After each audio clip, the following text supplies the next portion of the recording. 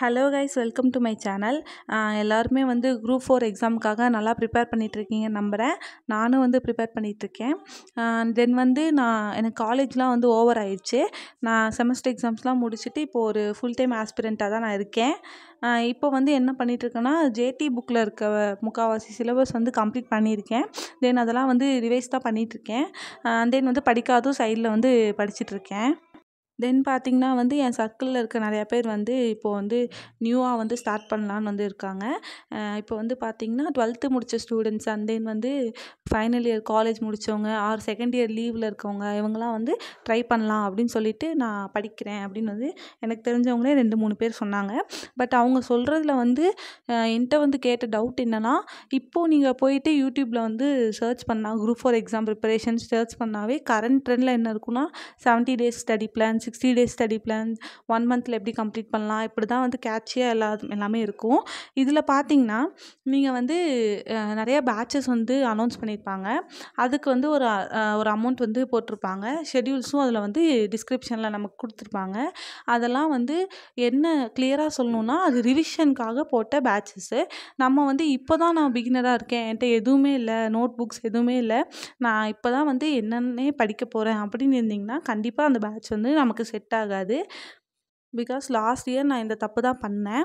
நான் பாட்டில் வந்து நோட்டிஃபிகேஷன் வந்ததுக்கப்புறம் ஒரு பேட்ச் வந்து ஜாயின் பண்ணிட்டேன். அமௌண்ட் கொடுத்து ₹1000 கொடுத்து ஜாயின் பண்ணிட்டேன். பட் வந்து அவங்க போகிற ஸ்பீடில் வந்து நம்மளால் அது கண்டினியூவே பண்ண முடியல. ஃபஸ்ட்டு நமக்கு அந்த ஷெட்யூல் பார்க்குறப்போ ஈஸியாக இருக்க மாதிரி தான் இருக்கும். ஆனால் வந்து நம்பி ஜாயின் பண்ணி மணி வேஸ்ட் பண்ணாதீங்க. பட் வந்து இதுவே வந்து ஃப்ரீ பேட்சஸ்லாம் நிறைய பேர் வந்து அனௌன்ஸ் பண்ணியிருப்பாங்க. நீங்கள் அந்த மாதிரி கூட யூஸ் பண்ணிக்கலாம். உடனே வந்து பெய்ட் பேட்ச் ஜாயின் பண்ணணும்லாம் இல்லை. நீங்கள் வந்து ஃப்ரீ பேட்ச் வந்து யூஸ் பண்ணி பாருங்கள். அதுவே வந்து நமக்கு கொஞ்சம் எஃபெக்டிவாக தான் இருக்கும். அதனால் வந்து மணி வந்து ஸ்பெண்ட் பண்ணுறதுக்கு முன்னாடி நல்லா யோசித்து வந்து ஜாயின் பண்ணிக்கோங்க. தென் வந்து எல்லோரும் எக்ஸாம்ஸ்க்கு வந்து அப்ளை பண்ணிட்டீங்களான்னு சொல்லிட்டு கமெண்ட்டில் சொல்லுங்கள். நான் இன்னும் அப்ளை பண்ணலை. அப்புறம் நீங்கள் என்ன ரிவிஷன் பேட்ச் வந்து ஃபாலோ பண்ணுறீங்க அப்படின்னு சொல்லிட்டும் கமெண்ட்டில் சொல்லுங்கள்.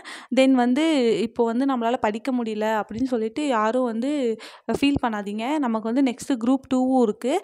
உங்களுக்கு வந்து நீங்கள் ஸ்ட்ரெயிட்டாக பிகினராக இருந்தீங்கன்னா நீங்கள் ஸ்ட்ரெயிட்டாக குரூப் 2க்கு கூட நீங்கள் உங்களோட ப்ரிப்பரேஷன் வந்து கொண்டு போகலாம்.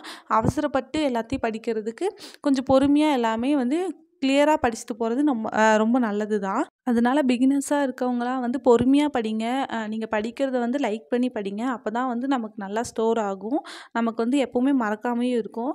ஆல்ரெடி படிச்சுட்டு இருக்கவங்க வந்து நல்லா ரிவிஷன் பண்ணிக்கோங்க. ரிவைஸ் பண்ணுறதுனால நமக்கு வந்து நல்லா ஞாபகமாகவும் இருக்கும். எக்ஸாம் ஹாலில் வந்து ஈஸியாக நம்ம கொஷின்ஸ் வந்து போடுற மாதிரியும் இருக்கும். தென் வந்து நீங்களே உங்களுக்காக ஒரு ஓன் டைம் டேபிள் மேக் பண்ணி படிங்க. அது கொஞ்சம் யூஸ்ஃபுல்லாக தான் இருக்கும். இந்த வீடியோ அவ்வளோதான். இந்த மாதிரி வீடியோஸ் பார்க்கணுன்னா நம்ம சேனல் சப்ஸ்கிரைப் பண்ணி வச்சுக்கோங்க. தேங்க்யூ ஃபார் வாட்சிங்.